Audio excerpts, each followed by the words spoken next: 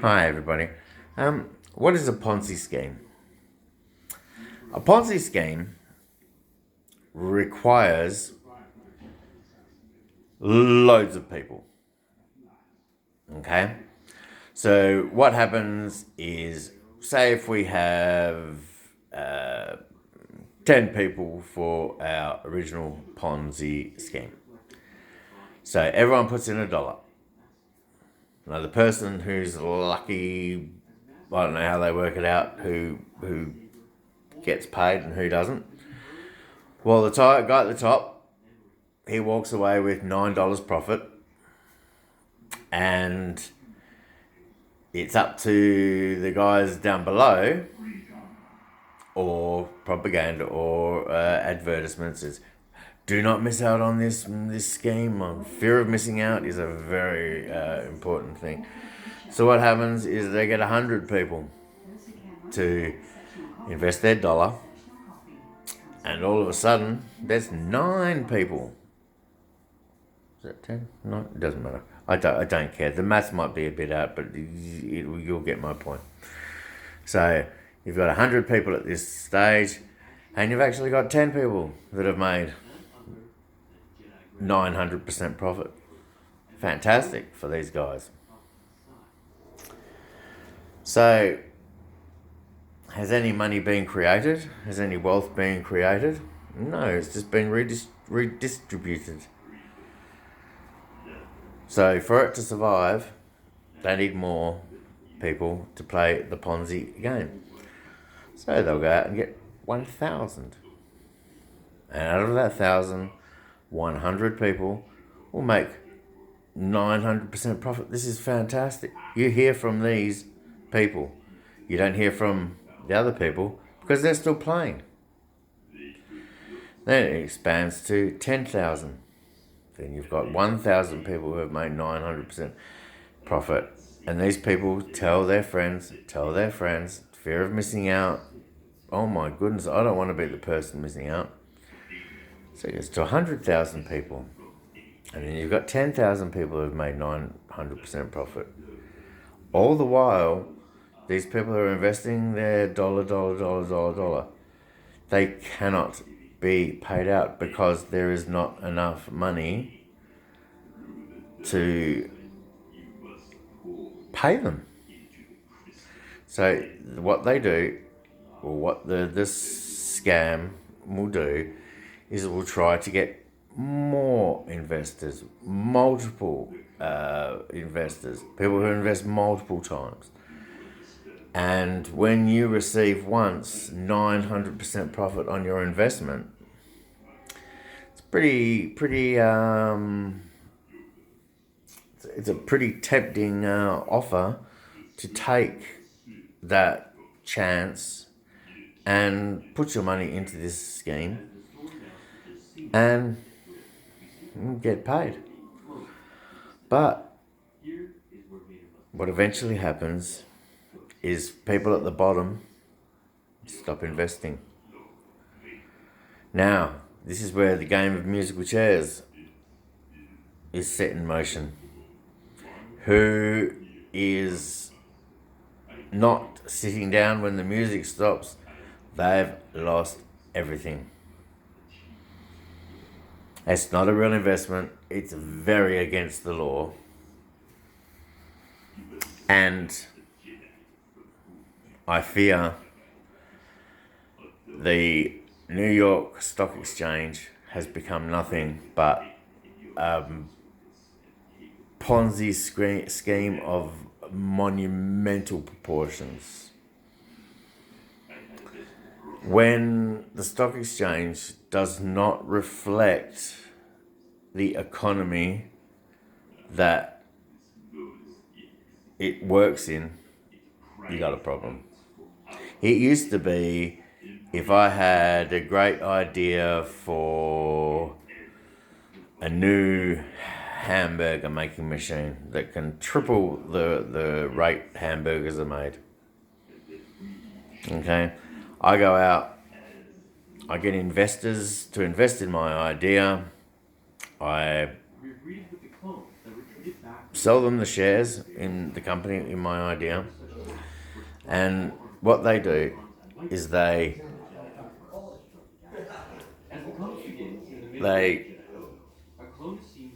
get a dividend when this idea makes a profit.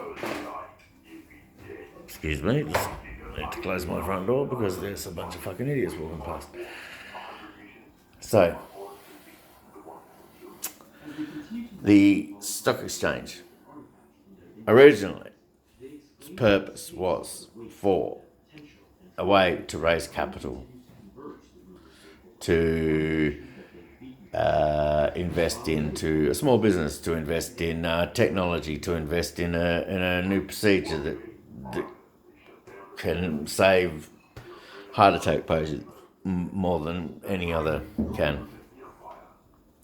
It was a way to raise capital. Well, that doesn't happen anymore. That has not happened for a little while because the stock market does not represent the greater economy at all. Now, the biggest giveaway here is that the stock market value, if you sold all the shares in the stock market at the moment, would be 3 times all the money in circulation. Now that is a double eyebrow raise there. Actually, I'll give it another one. That's a 3 eyebrow raise because they're making money from thin air, and when you make money from thin air, you get a little thing called inflation. We saw what happened in Germany with hyperinflation.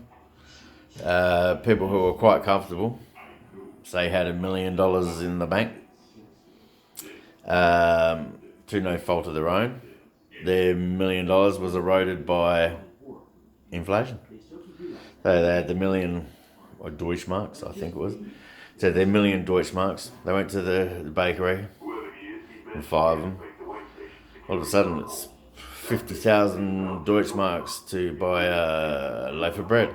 Well, his $1 million he's been saving his whole life, all of a sudden is worth nothing. That's hyperinflation. But there's a lot more instability, and it really should be treated as a national security issue because the collapse of a real stock market collapse, and I don't even think 1929 is as bad as it could get. I think with our technology, our standards of living and everything will be fine.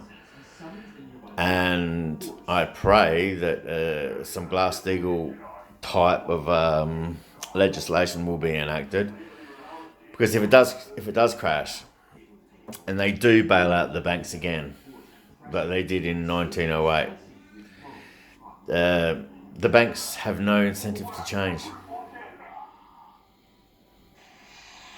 They don't act for the betterment of society at all. They are not a necessary evil. They're just an evil. I think a lot of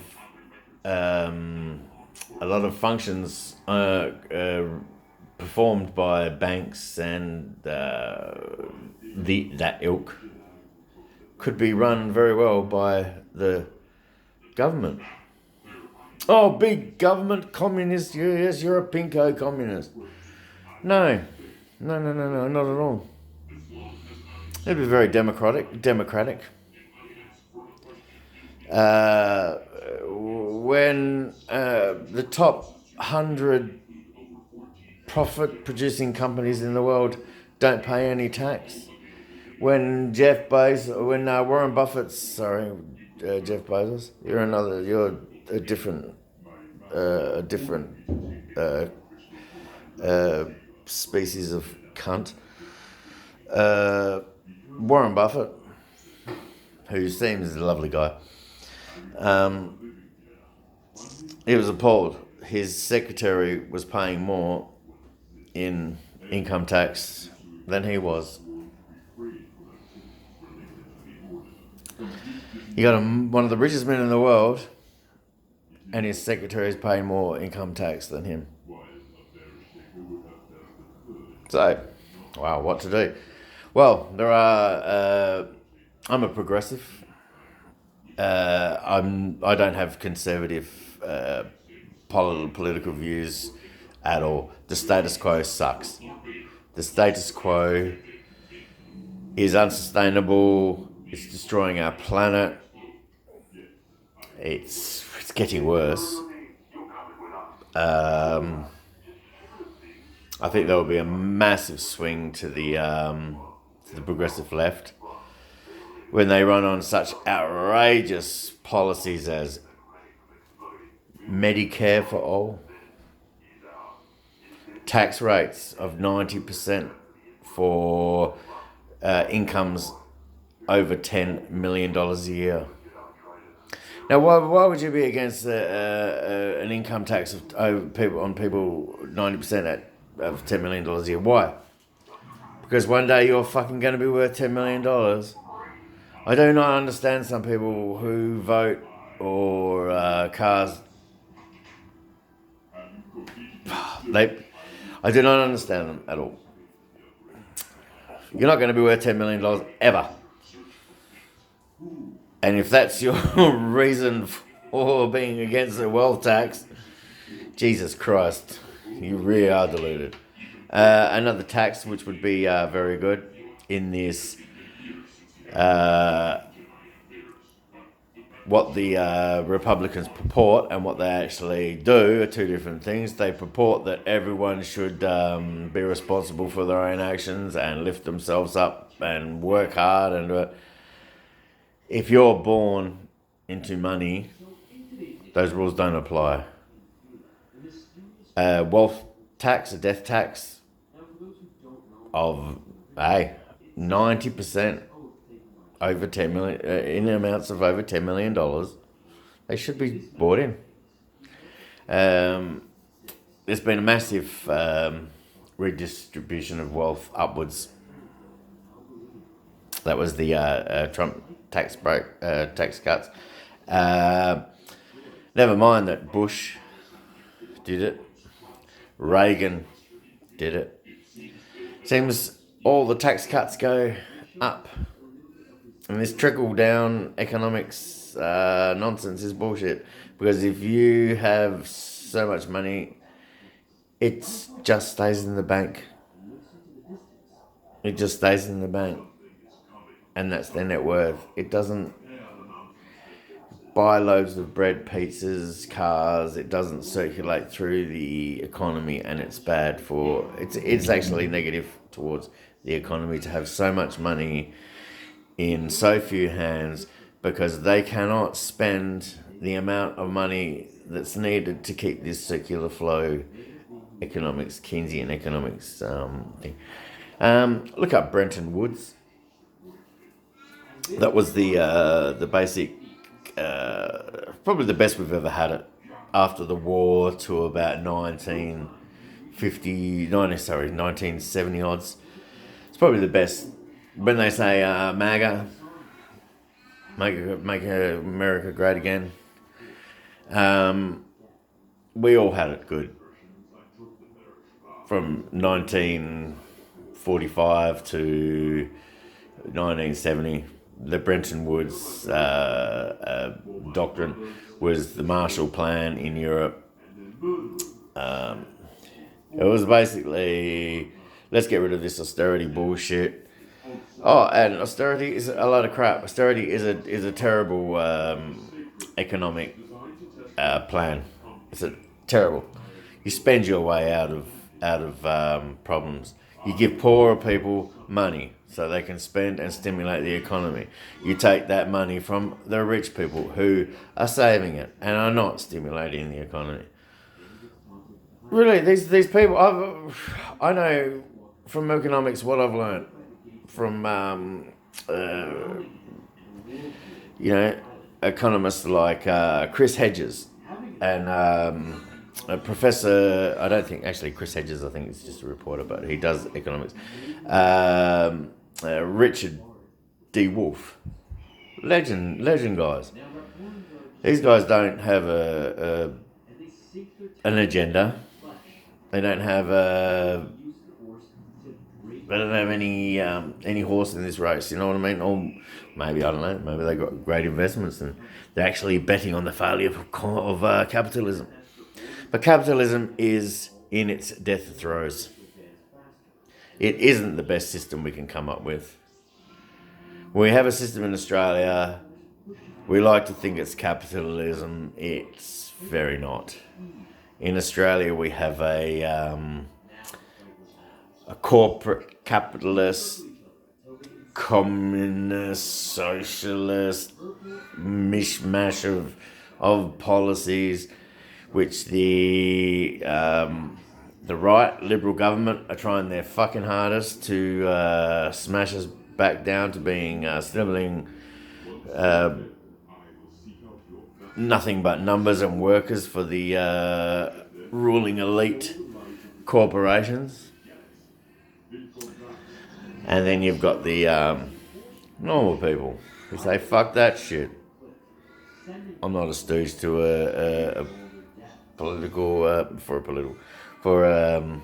corporation. Corporation laws need to be really looked at. Antitrust laws need to be given teeth. There used to be a fact where I can't remember, they could only own 33%, and if that grew, and they tried to trick their way out, they'd have another company that would buy shares and buy this. So yeah, if you looked at all their holdings, they own 40, 50, 60%. Mr. Rupert Murdoch, I'm looking at you. Probably one of the most, I wouldn't say evil, one of the most, I suppose if you fight for what you believe in, like the capitalist way of everything, and you actually believe that, well, who am I to have a go at you, Rupert Murdoch?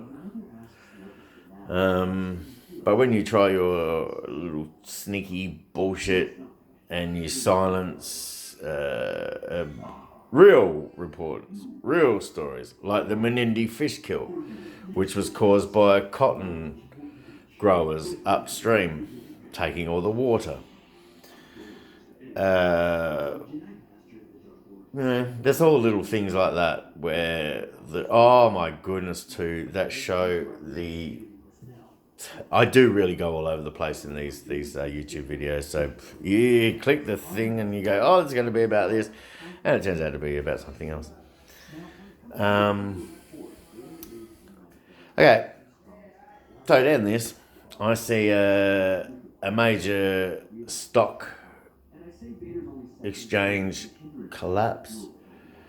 I see a depression that will make the 1929 depression look like a nothing. The reason because of that is we have no apparatus and we have no willingness to embrace a New Deal like FDR did.